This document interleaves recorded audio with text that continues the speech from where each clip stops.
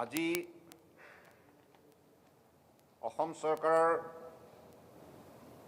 উদ্যোগ আৰু বাণিজ্য বিভাগৰ তৰফৰ পৰা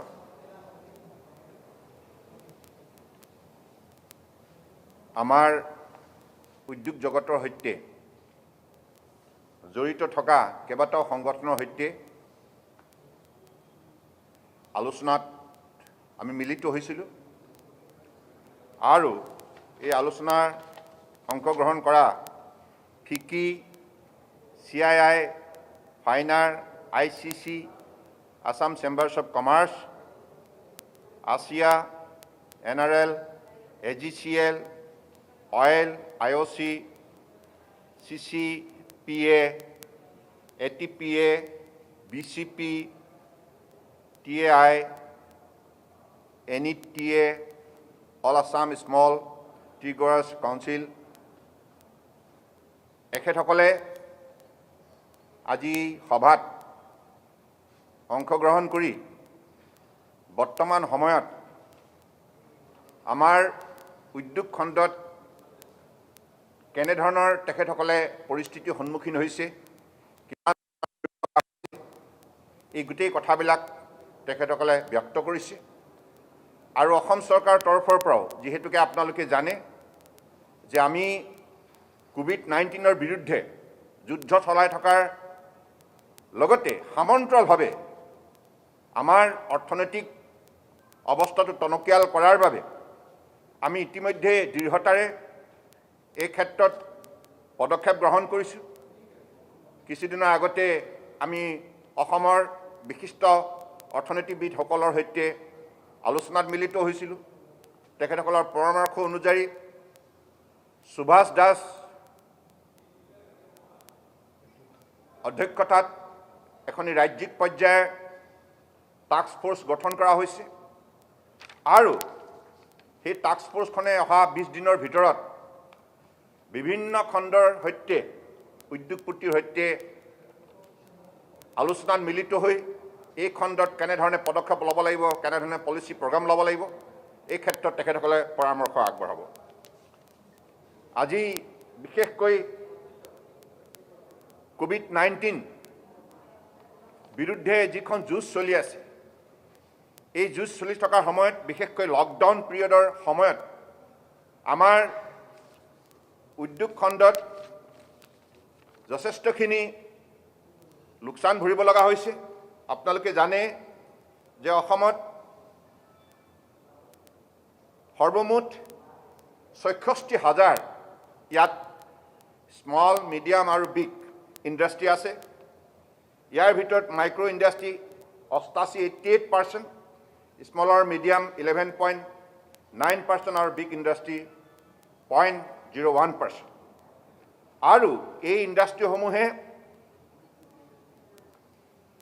আমাৰ GDP, আপোনালোকে জানে অসমৰ GDP 4.09 কোটি টকা, ইমান লাখ কোটি টকা। গতিকে ইয়াৰ ভিতৰত 39% কণ্ট্ৰিবিউশ্যন কেৱল ইণ্ডাষ্ট্ৰীৰ পৰা আহে, এগ্ৰিকালচাৰৰ পৰা 17% আৰু বাকী ছাৰ্ভিচ ছেক্টৰৰ পৰা 44%। গতিকে আমাৰ এই উদ্যোগ খণ্ডটোৱে ডাইৰেক্টলি 4 লাখ মানুহক সংস্থাপন দিছে আৰু ইনডাইৰেক্টলি 20 লাখ ইয়াত মানুহক সংস্থাপিত কৰিছে। আৰু আমাৰ চাহ উদ্যোগত 10 লাখ আমাৰ তাত কৰ্মসংস্থাপন পাইছে শ্ৰমিকসকলে। আৰু সৰ্বমুঠ ডাঙৰ আমাৰ চাহ বাগিচা আছে 784খন আৰু সৰু অৰ্থাৎ স্মল টি গাৰ্ডেনছ আছে 1,18,000খন। গতিকে এনেধৰণৰ এটা বৃহৎ ছেক্টৰত আজি যিখিনি লোকচান ভৰিব লগা হৈছে, এইখিনি আমি পুনৰ আগন্তুক দিনত এই খণ্ডত আমি অধিক শক্তি প্ৰয়োগ কৰি পেলাই উদ্যোগ খণ্ডটোক অধিক উৎপাদনক্ষম কৰি তুলিবৰ বাবে আৰু নিবনুৱা সমস্যা সমাধান কৰাৰ যোগ্যতা বৃদ্ধি কৰাৰ বাবে আমি বাস্তৱসন্মতভাৱে এই গোটেই পুনৰ আমাৰ জীৱিত কৰাৰ প্ৰক্ৰিয়াত আমি আত্মনিয়োগ কৰিব বিচাৰিছোঁ। গতিকে সেইবাবে আমাৰ দৃঢ় বিশ্বাস যে আজি সকলো ছেক্টৰৰ ব্যক্তিসকলে যেনেধৰণে অসম চৰকাৰৰ সৈতে মিলিত প্ৰচেষ্টাৰে টিম আছাম মানসিকতাৰে আৰু যে অৰ্থনৈতিক জগতখন শক্তিশালী কৰাৰ দিশত যিখিনি দৃঢ়তা দেখুৱাইছে তাৰ বাবে মই আজি অংশগ্ৰহণকাৰী প্ৰতিটো আমাৰ প্ৰতিষ্ঠানৰ প্ৰতিটো সংগঠনৰ উদ্যোগ জগতৰ সৈতে জড়িত থকা প্ৰতিটো সংগঠনক মই ধন্যবাদ জনাইছোঁ। আৰু ইতিমধ্যে এই কাৰ্যসূচীত কেইবাগৰাকীও ভাৰতবৰ্ষৰ বিভিন্ন প্ৰান্তৰ উদ্যোগপতিয়ে অংশগ্ৰহণ কৰিছিল। তেখেতসকলৰ অসম চৰকাৰে লোৱা পদক্ষেপক তেখেতসকলে প্ৰশংসা কৰিছে। আৰু আমি তেখেতসকলক এই কথাও আমি আহ্বান জনাইছোঁ, যিহেতুকে এতিয়া বহু বিদেশী কোম্পানীয়ে ভাৰতবৰ্ষত ইনভেষ্ট কৰাৰ ইচ্ছা প্ৰকাশ কৰিছে। গতিকে ভাৰতবৰ্ষত যিসকলে ইনভেষ্ট কৰিব তেখেতসকলক অসমতো যাতে তেখেতসকলক উৎসাহিত কৰিব পৰা যায়, তাৰ বাবে আমাৰ তৰফৰ পৰা ইতিমধ্যে মাননীয় প্ৰধানমন্ত্ৰী ডাঙৰীয়ালৈ আমি পত্ৰৰ যোগেদি অনুৰোধ জনাইছোঁ। আৰু ময়ো কিছুদিনৰ আগতে তেখেতৰ সৈতে যেতিয়া টেলিফোন যোগে কথা বতৰা পাতিছিলোঁ, তেখেতে যেতিয়া অসমৰ খবৰ ল'বলৈ টেলিফোন কৰিছিল, সেই মুহূৰ্তত মই মাননীয় প্ৰধানমন্ত্ৰী ডাঙৰীয়াক অনুৰোধ জনাইছোঁ যে যিকোনো বিদেশী কোম্পানী যদি ভাৰতবৰ্ষত ইনভেষ্ট কৰিব বিচাৰে তেতিয়াহ'লে আপুনি কাইণ্ডলি অসমক এখন ইনভেষ্টৰ ফ্ৰেণ্ডলি ষ্টেট হিচাপে আপুনি আঙুলিয়াই দিব। এই ক্ষেত্ৰত মাননীয় প্ৰধানমন্ত্ৰী ডাঙৰীয়াই ইতিবাচক দৃষ্টিভংগীৰে সঁহাৰি জনাইছিল। গতিকে সেইবাবে আমি এতিয়া গ্ৰাউণ্ড প্ৰিপেয়াৰ কৰিব লাগিব। ইনভেষ্টৰ কাৰণে এটা ফ্ৰেণ্ডলি ডেষ্টিনেশ্যন হিচাপে অসমক গঢ় দিবৰ বাবে আমি গ্ৰাউণ্ড প্ৰিপেয়াৰ কৰিব লাগিব, হোমৱৰ্ক কৰিব লাগিব। সেইকাৰণে এইটো এটা হোমৱৰ্ক হিচাপে আপোনালোকে গণ্য কৰিব পাৰে, কাৰণ আমি ভাবোঁ যে আমাৰ ইয়াত ইনভেষ্ট কৰিব লগা হ'লে আমাৰ কি ইয়াত আন্তঃগাঁথনি আমি শক্তিশালী ওপৰত গঢ় দিব লাগিব, কি ব্যৱস্থা প্ৰৱৰ্তন কৰিব লাগিব, কেনেধৰণে চৰকাৰৰ পলিচি প্ৰগ্ৰেম আমি ইয়াত প্ৰস্তুত কৰি ৰাখিব লাগিব। গতিকে এই ক্ষেত্ৰত অসম চৰকাৰৰ তৰফৰ পৰা দৃঢ়তাৰে আগবঢ়াৰ আমি সংকল্প লৈছোঁ। আমাৰ দৃঢ় বিশ্বাস আমি ৰিভাইভ কৰি তুলিব পাৰিম অসমৰ অৰ্থনীতিটো। গতিকে আমি যেনেধৰণে ৰাইজৰ সঁহাৰি পাইছোঁ, এই সঁহাৰিক লৈ আগন্তুক দিনত আমাৰ অসমত থকা সম্পদ সম্ভাৱনা শক্তিক আমি নিশ্চিতভাৱে উজ্জীৱিত কৰিব পাৰিম। আৰু আমাৰ উঠি অহা যুৱক যুৱতীসকলক যাতে মৰ্যাদা সহকাৰে আমি কৰ্মসংস্থাপন দিব পাৰোঁ, উপাৰ্জনৰ বাবে যাতে তেখেতসকলক আমি বিভিন্ন ধৰণে সুযোগ প্ৰদান কৰিব পাৰোঁ, এই ক্ষেত্ৰত ৰাজ্য চৰকাৰে দৃঢ়তাৰে গোটেই বিষয়টোত আগবাঢ়িব বিচাৰিছে। আৰু আমি বিশ্বাস কৰোঁ যে আজি COVID-19 এইটো বাতাবৰণত আমি সকলোৱে এটি কথা শিকিছোঁ যে will have to protect nature. We want to grow our economy not at the cost of ecology. We'll protect our nature, beauty of nature, our environment, and at the same time we'll put our best possible effort to strengthen our economy. Whatever potentialities, possibilities and prosperities we have in the state of Assam, it will all be explored in a positive manner so that nature is not get affected. Ecology is well protected, well guarded.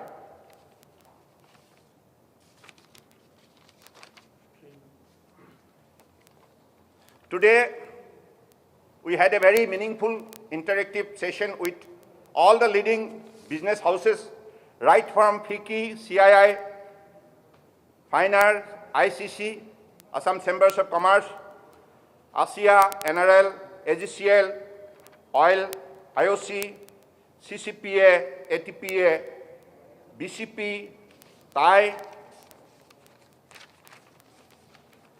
NETA, All Assam Small Tree Growers Association, and some of the important office bearer of this organization. They also had like interactive session with us, remaining online. So this through video, we had very, very meaningful discussion.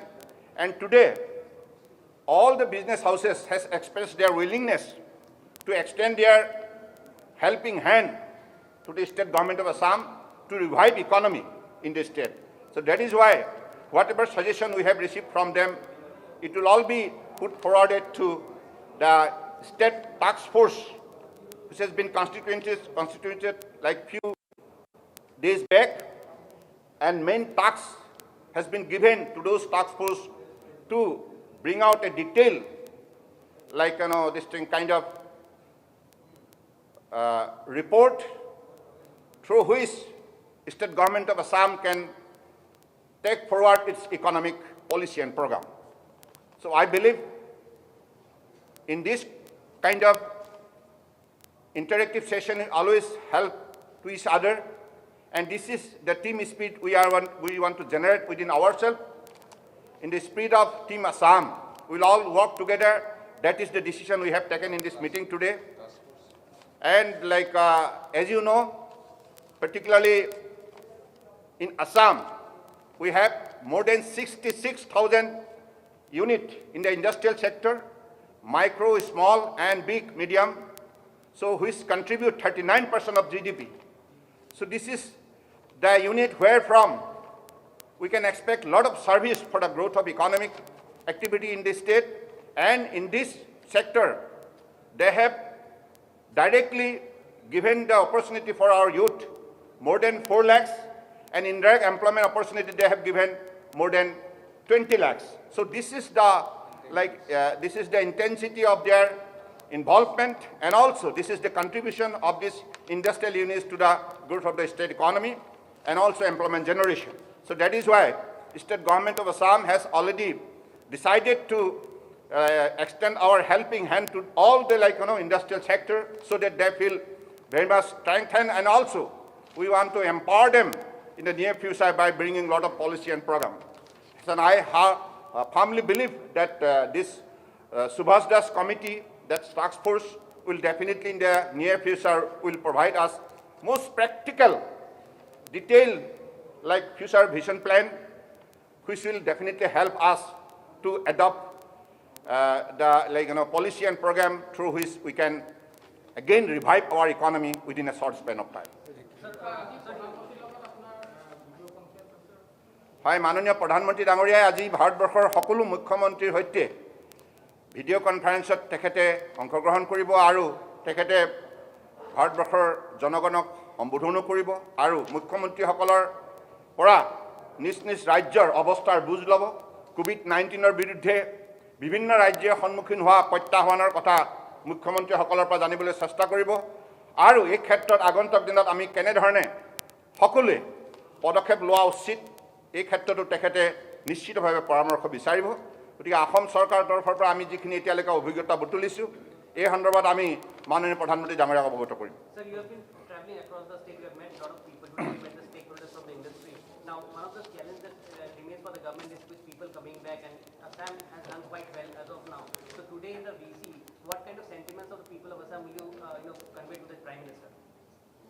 এটা কথা তো স্পষ্ট যে আজিৰ তাৰিখত বাহিৰৰ পৰা যিহেতুকে যিসকল মাইগ্ৰেণ্ট ৱৰ্কাৰ তেখেতসকলক সোনকালে নিজ নিজ ৰাজ্যলৈ অনাৰ ব্যৱস্থা কৰিবলৈ মাননীয় প্ৰধানমন্ত্ৰী ডাঙৰীয়াই প্ৰতিখন ৰাজ্য চৰকাৰক আহ্বান জনাইছে। গতিকে আমিও মাননীয় প্ৰধানমন্ত্ৰী ডাঙৰীয়াৰ আহ্বানৰ প্ৰতি সঁহাৰি জনাই ভাৰতবৰ্ষৰ বিভিন্ন প্ৰান্তৰ পৰা আমি ইতিমধ্যে ৰেল বুক কৰিছোঁ। চেন্নাইৰ পৰা 12 মে, আহমেদাবাদৰ পৰা 15 মে, বেংগলোৰৰ পৰা 18 মে, হায়দৰাবাদৰ পৰা 21 মে, কোচিৰ পৰা 24 মে, তাৰ পৰা ইতিমধ্যে আমি বুক কৰা ট্ৰেইনৰ যোগেদি বহু লোক আহিব অসমলৈ। আৰু এইটো সঁচা কথা যে তেখেতসকলে অহাৰ পাছত আমাৰ কাৰণে ডাঙৰ প্ৰত্যাহ্বান হ'ব, কাৰণ তেখেতসকলক অনাৰ লগে লগে হেল্থ চেকআপ কৰা, তেখেতসকলক ৰখাৰ ব্যৱস্থা কৰা, আৰু তেখেতসকলক হেল্থ চেকআপৰ সময়ত যদি চিমটম পোৱা যায় তেখেতসকলক কোৱাৰেণ্টাইন কৰা, এনেধৰণে হিমালয় সদৃশ প্ৰত্যাহ্বান আছে ৰাজ্য চৰকাৰৰ সন্মুখত। এইটো সঁচা কথা। সেইকাৰণে মই অসমৰ সকলো শ্ৰেণীৰ ৰাইজকে আহ্বান জনাইছোঁ যে আগন্তুক দিনত ৰাজ্য চৰকাৰে এই সন্দৰ্ভত বাহিৰৰ পৰা আমাৰ যিসকল শ্ৰমিক আহিব তেখেতসকলক বিভিন্ন ৰাজ্যখনৰ বিভিন্ন ঠাইত আমি ভালদৰে ৰখাৰ ব্যৱস্থা কৰাৰ ক্ষেত্ৰত মই সকলোকে সহযোগিতা সকলোৰে পৰা কামনা কৰিছোঁ। আৰু আমাৰ মাননীয় বিধায়কসকলে, সাংসদসকলেও এই ক্ষেত্ৰত আগন্তুক দিনত গুৰুত্বপূৰ্ণ ভূমিকা পালন কৰিব লাগিব আৰু এই ক্ষেত্ৰত তেখেতসকলেও এটা উল্লেখযোগ্য ভূমিকা ল'ব।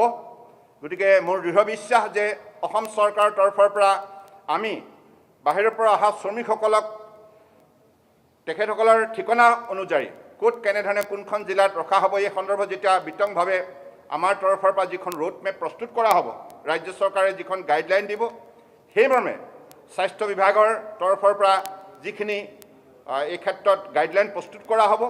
গতিকে তেনেধৰণে প্ৰতিগৰাকী ব্যক্তিক যাতে আমি ভালদৰে ৰাখিব পাৰোঁ এই ক্ষেত্ৰত আমি সকলোৱে সমূহীয়াভাৱে দায়িত্ব ল'ব লাগিব। কিন্তু প্ৰত্যাহ্বানটো হিমালয় সদৃশ প্ৰত্যাহ্বান হ'ব, এইটো সঁচা কথা। সেইকাৰণে মই বাৰে বাৰে অসমৰ ৰাইজক কাটৰ অনুৰোধ জনাই আহিছোঁ যে কোনো কাৰণত কোনোৱে যাতে ছ'চিয়েল ডিষ্টেঞ্চিং, মুখত মাস্ক পিন্ধাৰ আৰু লগতে হাত পৰিষ্কাৰকৈ ধোৱাৰ এই তিনিটা নীতি যাতে কোনোৱে উলংঘা নকৰে। তেখেতসকলে য'তেই কাম নকৰক কিয়, য'তেই নাথাকক কিয়, কোনোবাই যদি দোকানত কিবা বস্তু কিনিবলৈ গৈছে, সদায় মনত ৰাখিব লাগিব যে ছ'চিয়েল ডিষ্টেঞ্চিং কৰি থাকিলেহে নিজৰ কাৰণে ভাল আৰু আনৰ কাৰণে ভাল। নিজক যদি কৰোণা ভাইৰাছৰ সংক্ৰমণৰ পৰা ৰক্ষা কৰিব লগা হয়, ৰাইজে সকলো সময়তে এই কথাটো মনত ৰাখিব লাগিব। যদি ৰাইজে এই কথাটো উলংঘা কৰে তেতিয়াহ'লে বুজিব লাগিব তেখেত নিজেই কেৱল বিপদত নহয়, সমাজখন বিপদত পৰিব। আমি অতদিনে যিমান নিষ্ঠাৰে এই ক্ষেত্ৰত আমি এই লকডাউন পিৰিয়ডৰ সময়ত এই ছ'চিয়েল ডিষ্টেঞ্চিঙৰ নীতিটো মানি চলি আহিছোঁ, এইটো আগন্তুক দিনত যদি তেনেধৰণে উলংঘা কৰা হয় তেতিয়াহ'লে আমাৰ সমাজখন ক্ষতিগ্ৰস্ত হ'ব। গতিকে মই সকলোকে প্ৰাৰ্থনা জনাইছোঁ যাতে আগন্তুক দিনত যদিও বা বিভিন্ন ক্ষেত্ৰত আমি কাম কৰাৰ বাবে গাইডলাইনৰ যোগেদি আমি ৰাইজক বিভিন্ন ধৰণে সুযোগ প্ৰদান কৰিছোঁ, ইয়াৰ অৰ্থ এইটো নহয় যে ছ'চিয়েল ডিষ্টেঞ্চিংটো আমি আপোচ কৰা। ইয়াৰ অৰ্থ এইটো নহয় পৰিষ্কাৰ পৰিচ্ছন্নতাক আমি গুৰুত্ব নিদিয়া। ইয়াৰ অৰ্থ এইটো নহয় যে মুখত মাস্ক নিপিন্ধা। গতিকে সকলোৱে এই তিনিটা বিষয় নিষ্ঠাৰে প্ৰতিটো প্ৰান্তত, প্ৰতিটো অঞ্চলত মানি চলাৰ বাবে কিন্তু সকলোৱে সংকল্প ল'ব লাগিব আৰু সকলোৱে ইয়াক সামাজিক দায়িত্ব হিচাপে নিজক ৰক্ষা কৰাৰ বাবে নিষ্ঠাৰে পালন কৰিব লাগিব। তেতিয়াই আমি কৰোণা ভাইৰাছৰ সংক্ৰমণৰ পৰা সমাজখনক ৰক্ষা কৰিব পাৰিম আৰু অসমক সুস্থ সবল কৰি ৰাখিব পাৰিম। Thank U.